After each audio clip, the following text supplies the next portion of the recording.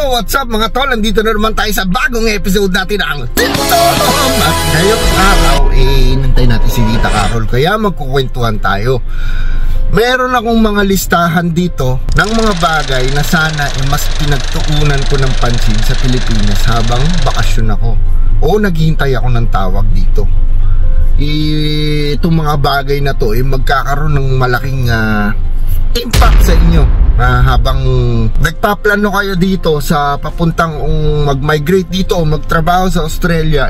Magiging malaking factor to ng syempre masasabi nating survival pa kung nag-uumpisa pa lang tayo. Ngayon nasa ano pa rin naman kami, nasa adjustment phase pa lang ng in terms ng financial tsaka ng culture adjustment. Nandun pa lang kami sa adjustment period.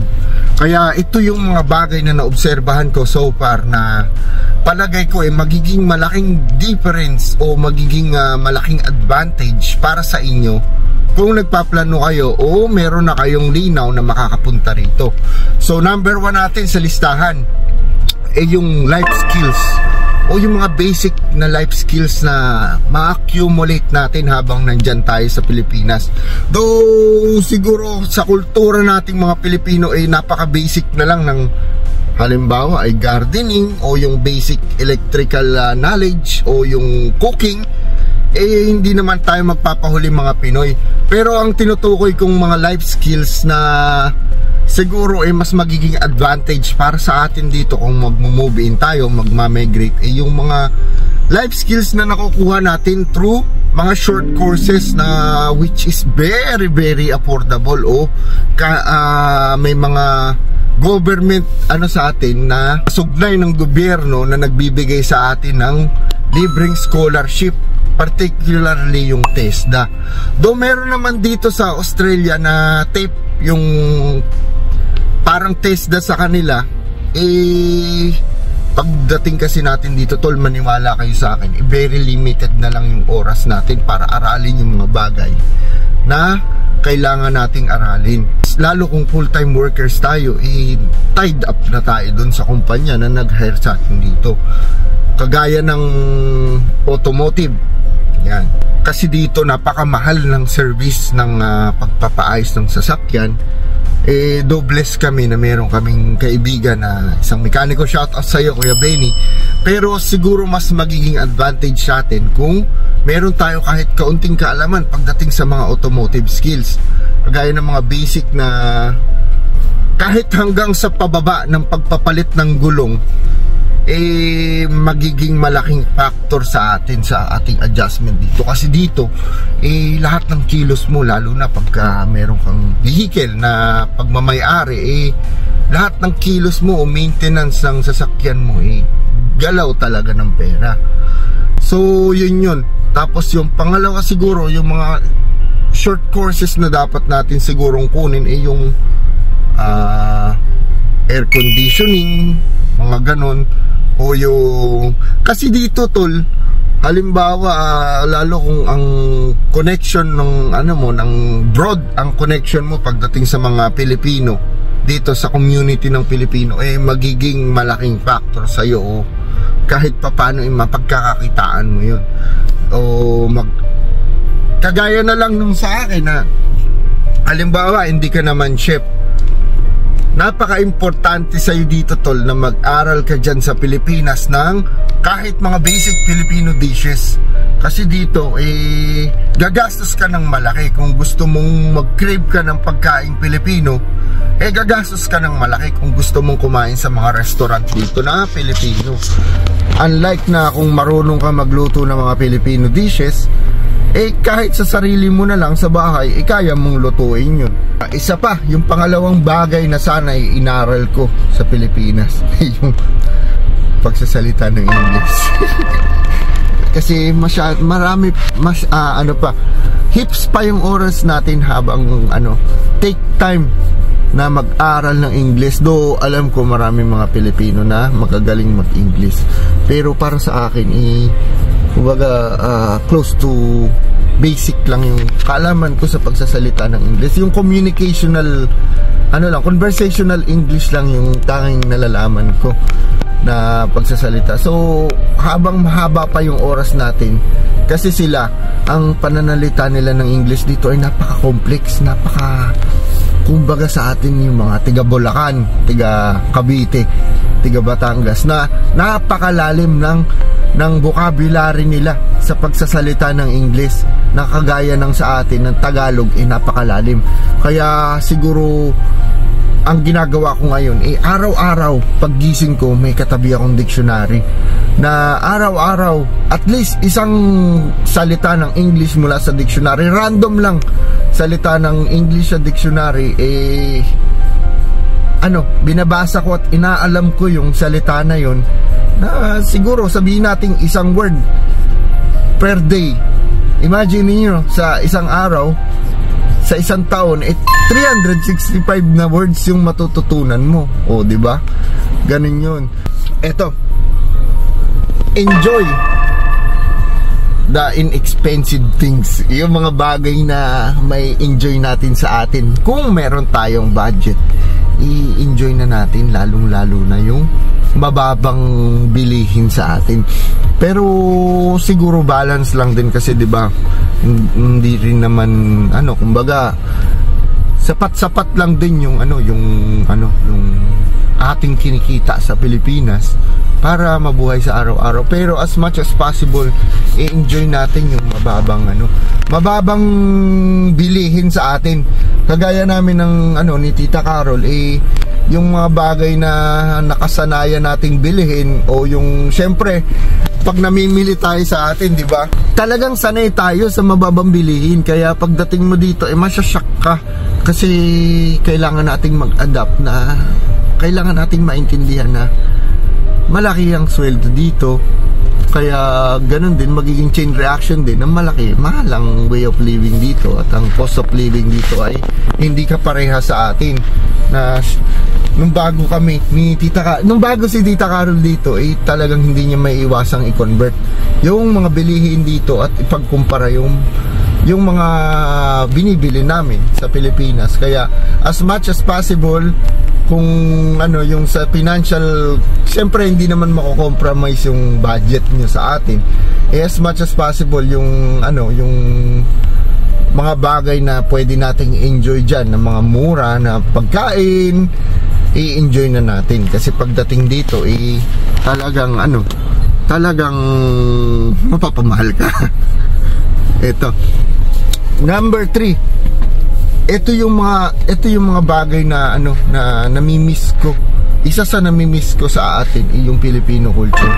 Mababait ang mga tao dito, tol, pero iba pa rin talaga yung kultura ng Pinoy, na paglabas mo may enjoy mo, kasi amin ni Tita Carol, hindi naman kami talaga hindi kami talaga mga sociable creatures. Hindi talaga kami sanay makipag-socialize sa ibang tao. Hindi kami pagpahinga ni Tita Carol, sa bahay lang kami. Yung kumbaga yung circle ng pamumuhay namin nagre-revolve lang sa pamilya, doon lang sa inside circle namin, na tsaka yung mga acquaintance namin, mga common friends namin, yun lang. Yun siguro yung mga bagay na na-miss out namin nung nandyan kami sa Pilipinas, na ipabroaden pa namin yung aming channel o yung community ng ng circle ng namin, ng social life namin. Kasi pagdating dito busy na, hindi na, wala ka ng halos panahon para ma-enjoy mo yung social life mo. So ito pa yung isang bagay na miss out namin, yung travel. Kasi dito na-realize ko sa Australia na ang pagta-travel pala ay worth more than money, na yung oras natin ay napaka-essential, napaka-importante ng oras, na-realize ko dito na hindi natin dapat sayangin yung oras o yung free time natin, kahit konti lang i-spend natin kahit papano sa pagta-travel. At syempre tumatanda na tayo, nagkakaedad, hindi naman tayo bumabata habang tumatakbo ang oras, na kumbaga take time para ma-appreciate natin yung bagay na nakapalibot sa atin o yung mga bagay na dapat nating explore. Dito ko na-realize yun, tol, na sabi ko kung mas naging outgoing lang ako sa Pilipinas, yun yung bagay na na-miss out ko. Mas sana mas naging mas naging hindi ko mahanap yung tamang word pero yun, kung nag-travel sana ako sa atin o mas na-enjoy ko sana yung paligid ng Pilipinas, mas sana, mas na-appreciate ko yung bansa natin kasi kaparehas ng ng Australia, marami rin naman mga bagay na pwede kang puntahan sa atin na mas mura at saka mas accessible. Lalo na may sasakyan naman kami noon, hindi ko naisip na pwede naman kaming kumbaga yung mga bagay na pwede mong puntahan, abot kamay mo na may mga turista dito o yung may mga lokal dito na pinapangarap din na makapunta dyan sa mga bagay na pwedeng puntahan dyan sa atin. Yun. Tapos ito, medyo personal to para kay Tita Carol, yung driver's license. Kasi kailangan mong kumuha ng driver's license sa atin in order na makapag-drive ka or at least mapa-convert mo yung Philippine International License into a full license dito. Kasi yung matagal ko nang sinasabi sa kanya noon, ang tigas ng ulo. Sabi ko, kumuha ka ng driver's license sa atin bago ka sumunod dito, non-professional man lang, para pagdating mo dito mapa-convert mo na siya into a full license. Mag-exam ka lang ng driving test tsaka yung mga hazard test nila. Hindi nakinig, ayan, nagbabas na lang siya ngayon. Si Tommy sana pwede niyang dalhin na kahit makapagpa-drive siya dito. Yun. Tapos ito yung bagay na more family time. Kasi dito daw may communication kami ng pamilya ko. Naisip ko na sana mas na-enjoy ko pa o sana mas nasulit ko pa yung oras na kasama ko yung pamilya ko. Kasi dito gusto mo mang makipag-usap sa kanila, wala na, busy ka na. Pag uwi mo tutulog ka na, magme-message ka na lang, matutulog na ako.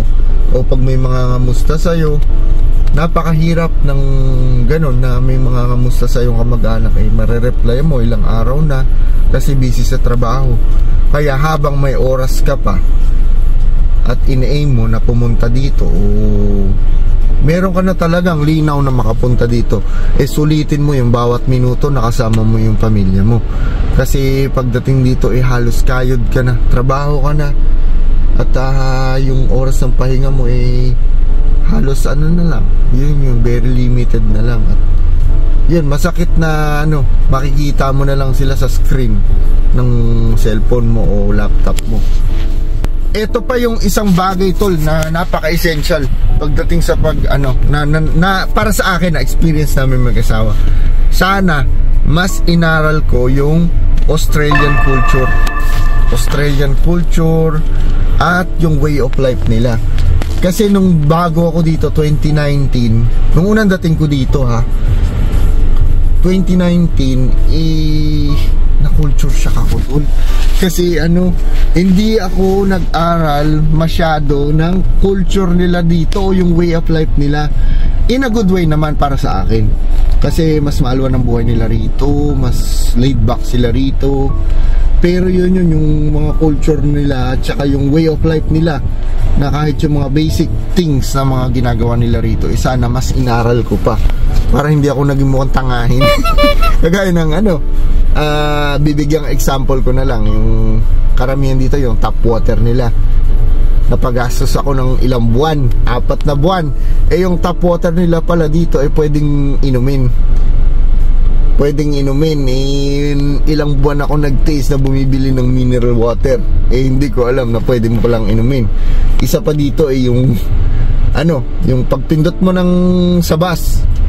Ayan, pagpindot mo sa bus ng stop, kailangan pala pumindot ka, walang para dito. Tapos yung bus stop, kailangan sa tamang bus stop kayo hinto. O yung bus pala sa tamang bus stop hihinto. Kaya kailangan may mga allocated bus station lang o bus kiosk na pwede ka magantay kung saan sila pwede lang huminto.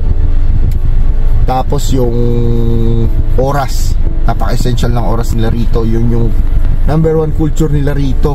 Yung sa ano nila, work culture nila. Hindi lang sa work culture, lahat on time sila lagi.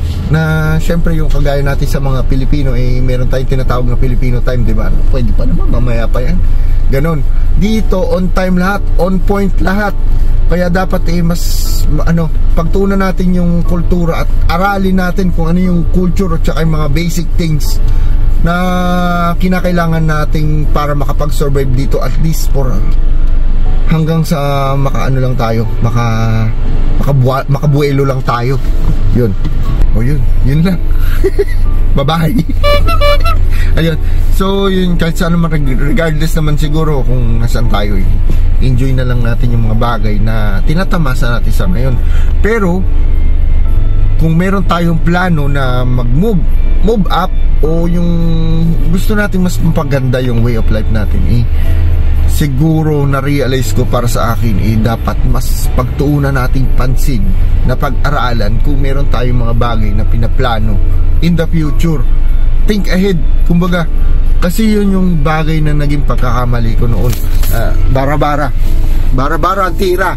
Tapos pag nandito na, o kung saan ka man napunta, masyasyak ka. Kaya siguro yun yung aral na dapat matutunan nyo sa akin, tol. Na dapat kung meron kayong pinaplano na puntahang mga bagay o maging pagbabago sa buhay nyo, maging advance na kayo kung ano yung mga bagay na parating sa inyo, o yung maaring i-expect nyo na mangyayari, o yung mga bagay na dadatnan nyo sa isang bagay. Kaya ito si Team Tong signing out. Tol, subscribe naman kayo sa YouTube ko para sabay-sabay tayong mamasyal at mapagsalu-saluhan natin kung ano yung mapapasyala natin dito sa Down Under. Bye-bye! Thank you, Tol!